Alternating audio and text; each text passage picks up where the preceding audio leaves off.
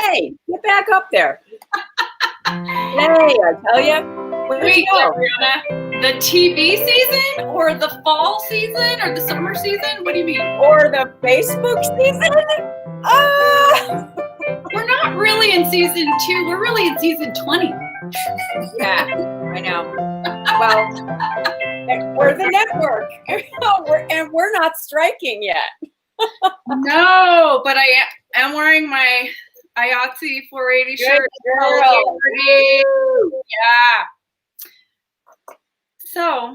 Yeah. So those of you who don't know, IATSE, our film crew union. About 60,000 workers coast to coast in the United States authorized a strike, threatening to strike. That happened like 24 hours ago. And, I got a text from my mom. What's happening? I stand with them. We stand with them. We stand with them. This, stand with IATSE for sure. IA_stories on Instagram. You want to read the horror stories of working. If you want to know why they're striking, and 100% stand with them. It's long overdue what they're asking for. Just reasonable hours, humanity, respect, all the things, all the, Okay, I have a question for you. Yeah. I was talking to a friend who was booked on a show recently, and they called it, they're working French hours on the set. The French hour. French hours? Here's what happened. See, in other countries, this happens in other first world countries where they don't give you, like here we have 12-hour days, right, for film crew, but it really is 14 hours if you have to travel or do anything else. So it's brutal. But French hours are 10 hours. So during COVID, but there's no lunch. Well, but sometimes there is. Or they have just pick up and go. That day they just passed out lunch, but the hours are shorter. So I'm like, but that's what they do normally overseas. Yeah. They don't work people to the bone. And also, we got used to it here because of COVID. We went to French hours on a lot of things and people liked it. Yeah. So they could have a life. Yes. And see, that's the thing. It's like, that's what COVID has really exposed, is how hard Americans work really compared to the rest of the world. Yeah. Like, in first world countries. That's why you never see anyone in Europe giving up their month-long vacations. Month. Americans don't even take vacations. I mean, they just work. A lot of countries have that. I mean, I was just reading about Costa Rica today and their amazing healthcare system. And it's just, we're like the last to know. Like, wake up, America. Okay, Latvia. That's what President Biden was talking about today about education, how we educate here. We are behind Latvia. Good times. I know. Please pass the Build Back Better bill, please.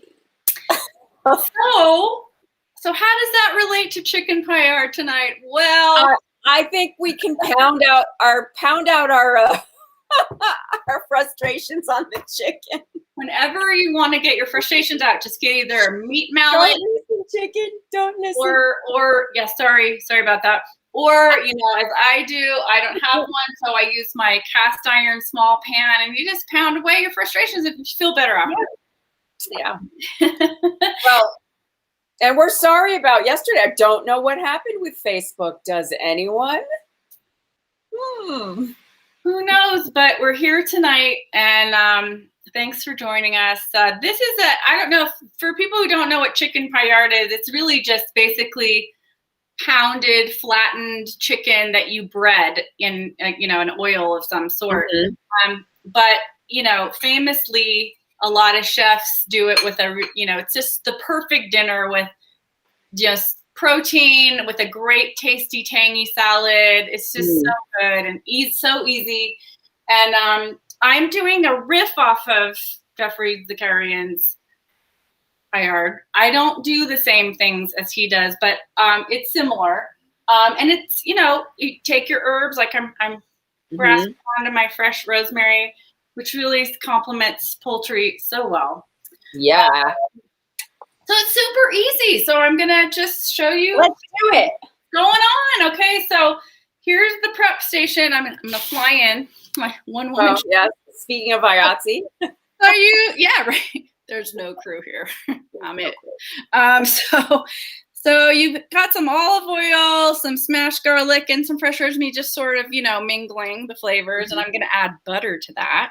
Okay. And then you want to have your flattened smashed chicken breasts, some egg to dredge in a mixture I haven't mixed yet. And this is what's cool about this. If you want it to be gluten-free, you can. Now I am doing half flour, half almond flour, and I will show you right here. I haven't mixed it yet. I'm going to mix it right now. And basically what you put in here is 1 cup almond meal flour, 1 cup regular flour, or if you want it to be gluten-free, 2 cups almond meal flour. Then a teaspoon and a half of sea salt, a teaspoon of onion powder, a teaspoon of garlic powder.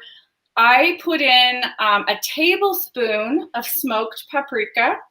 I also put in a teaspoon of my smoked, chipotle chimayo red chili, which nice. And a little bit of zing. And then I also put in cayenne pepper and some ground pepper. So that's what I got in here. And I'm just mixing it. We're going to bread the chicken in here. Okay. Cashew. Cashew wants to come up. I'll grab him. Cashew, Edgar, Monty, and Walnut are like, I smell chicken. I know there's chicken, and there's chicken somewhere, and I would like some, please. There's chicken somewhere. Okay. So where's the chicken? What I'm doing right now is hi. Oh, look how cute. Oh my God, what a beautiful cat. So I'm heating up the oil right now. It's about, let's see, how many is 2 swirls of olive oil? It's probably like, I don't know, a couple. Maybe a tablespoon and a half? Maybe 2? Something like that. Yeah. And then I'm going to add 4 tablespoons of butter. I just happen to have some of this garlic herb Kerrygold. Oh, nice. Use that. High fat content. So that's going to melt, and we want it to get hot. And then we're going to dredge the chicken. We're going to cook it, and then while I'm cooking it, I'm going to make the salad dressing. Now, Jeffrey likes to do this over arugula. You can use any kind of greens you want. I have a baby spinach, baby kale mix, so that's what I'm going to put it over. You could do any kind of, you could do spinach, you could do Swiss chard, whatever kind of greens you like. And Swiss chard in the yard.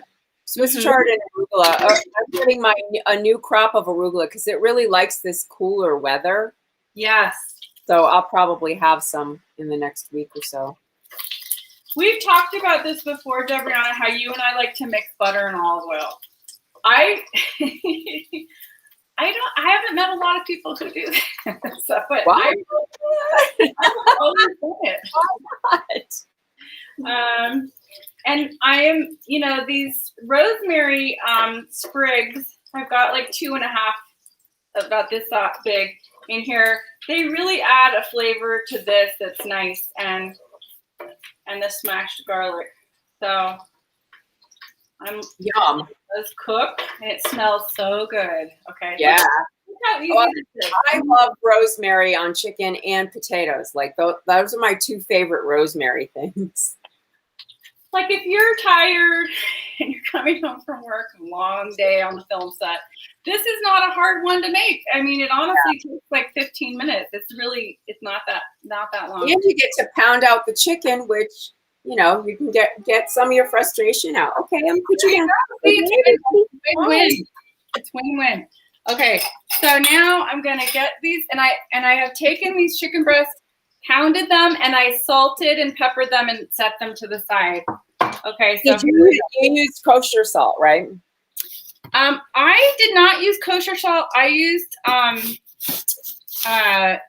sea salt, but you can use kosher salt.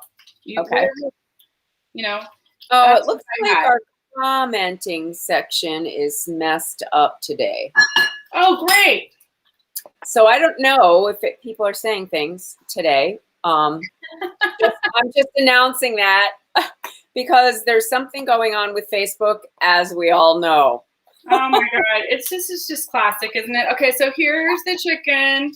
It's gonna go in. The first one's going in. I'm making sure it's well breaded on both sides. Get a nice coating there after I dredged it in the egg. Here we go. This one's going in. Okay, there you go. Nice. Next one. Here it is. Okay. Nice. So egg first. Going in the egg. And and that was 2 eggs, by the way, for 2 like regular sized breasts. Obviously, if you want to make 4 of these, I would double that just because this is one of those great ones where tomorrow it will make an amazing chicken sandwich. Okay. Or whatever you want to do. Make the salad again. Easy. Yeah. Right?